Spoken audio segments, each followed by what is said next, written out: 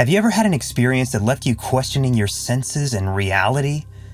A county sheriff in New Hampshire did this when investigating a group of strange kids outside of school. And for a park ranger in Bear Mountain State Park, a routine hike turned into a terrifying encounter with a creature that defied explanation. But nothing could prepare these professionals for the shocking discovery they recently made in the national park. Stay tuned to find out what they found and how it left them in shock. This is a story you won't want to miss. Let's get started. I served as a county sheriff for a small town in New Hampshire and was once called to the local middle school in response to a complaint about kids harassing a group of students who were rehearsing a school play. Despite feeling skeptical about the issue, I decided to check it out, hoping that my presence alone would scare the misbehaving children into good behavior. Upon arrival, I found no one outside the school, so I entered the building and discovered the students in the cafeteria with 3 teachers.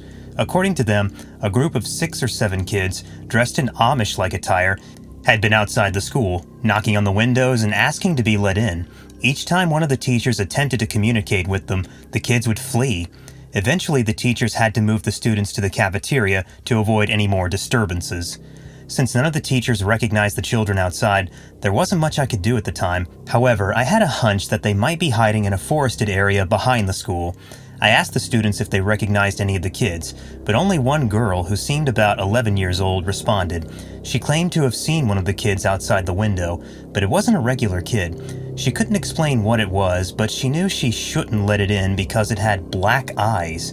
Not just the pupil or iris, but the entire eye was black.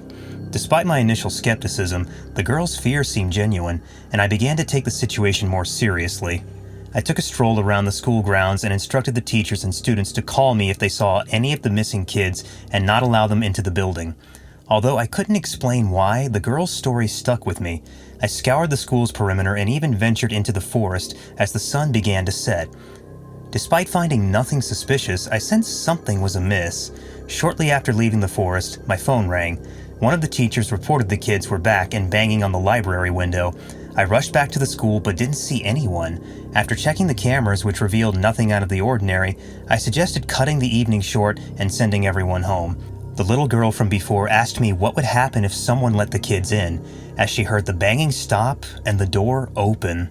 The room fell silent until a teacher spoke up, claiming she saw some children outside the library.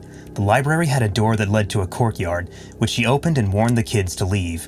However, the children ran away, and the teacher left as well. As she exited, she heard the door open and close, but the children were nowhere in sight. A sense of trouble arose, and the speaker had everyone gather in a nearby classroom and call their parents to pick them up early. Backup was requested to help drive students home, and the group waited tensely for their arrival. A child's voice asked to be let in as footsteps approached the door. After 3 requests, the speaker sternly denied the supposed child entry. Opening the door revealed no one after the footsteps faded. The creatures were unidentified but required an invitation to enter. Inviting them was discouraged. My high school took me to New York City for graduation at 17. After a day of sightseeing, I listened to music and avoided socializing when we returned to our hotel. While my classmates were on the bus's lower deck with others, I sat next to a loud, annoying person.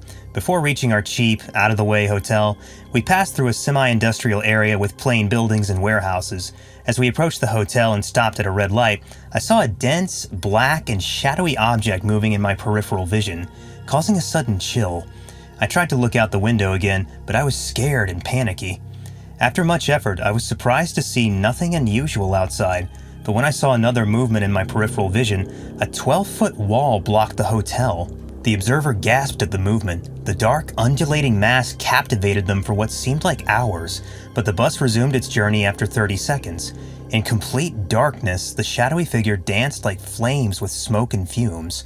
The creature's body and movements were visible despite the dimming light. It walked along the building wall on all fours, its hind legs bent backward. The creature turned its head to reveal a demonic face with red eyes and horns. The observer was so frightened they had to force themselves to look ahead. They were shivering and felt like they were having a heart attack. My dread was incomprehensible to me. My mind screamed as if I had seen a different world. It was isolated from the bus and surroundings. I looked at it and it leaped to the roof as the bus drove away. The 30 seconds felt like an eternity. I gradually returned to my senses and the noise and laughter around me, but I still felt something was wrong. Knowing it was out there, I didn't go into the hotel. I had a pounding headache all trip because I couldn't sleep that night. I was exhausted and couldn't wait to go home. Since then, I've been afraid of seeing things in my peripheral vision, as if they were coming from a terrifying parallel dimension. I don't want to tell anyone because it's unbelievable. I've considered telling a friend, but I'm afraid they'll reject me and isolate me. The experience made me crave company more than ever. I deal with summer hikers who underestimate Bear Mountain State Park's challenges as a park ranger. Now that it's cooler, there's less traffic, so I can enjoy a few months of outdoor peace. I became a park ranger to get paid to visit my favorite places. I loved spending a week in my uncle's mountain cabin every year as a city kid. I recently completed a 2-day solo overnight hike in a less visited part of the park, ending at an old ranger layover station with a roof. I got lost in the woods, taking in the sights and smells. However, my subconscious heard strange sounds coming from the dense forest east of my trail. I paused and tried again to catch the sound. It was like singing, but unclear. Though hard to describe, the voice's feminine quality suggested a woman. I saw it coming from the right and a short distance ahead, where the curved trail led. I was apprehensive because I rarely saw anyone on this path, let alone a woman, with no intention of being sexist. I decided to keep going because the sound of someone singing in the woods was harmless. The singing stopped as I turned the bend. I froze when I saw a woman staring at me singing. I estimated she was in her early 20s based on her dirty clothes, matted hair, and skin. I approached her gently, asking what happened and offering my help. Moved by her distressed appearance, she stood silent and confused me. As I approached her, her lips slowly curled into a sneer, making me uneasy. I stopped to wait for her, but her smile vanished when she saw me stop. The air smelled like rotting flesh until then. I choked and gasped at the smell. I watched in horror as the woman changed. She grew taller and covered in decaying flesh. The creature's elongated head stared at me with unsettling darkness. I panicked and hyperventilated to avoid the foul-smelling air in my lungs. As it approached, I lost consciousness. I heard a gunshot and a haunting, inhuman wail just as I thought it was over for me. Breathing normalized and the smell faded. I saw 2 gas mask-wearing men with rifles helping me up. They wore military camouflage without markings. After thanking them, I asked what they were doing there, but they only asked if the creature touched me. Confused and scared, I told them no and asked what the creature was, but they were silent. After the man asked them to wait, they left to talk. I couldn't locate it. After a few minutes, they told me to forget what I saw and leave the trail. They told me to keep going, especially if I heard a woman. Despite my questions, they left. I saw the Catholic cross on their rifle butt as they left. I ran from the trail to my car after sunset, scared. I smelled rotting twice, but it vanished. I'm scared and don't know what it was.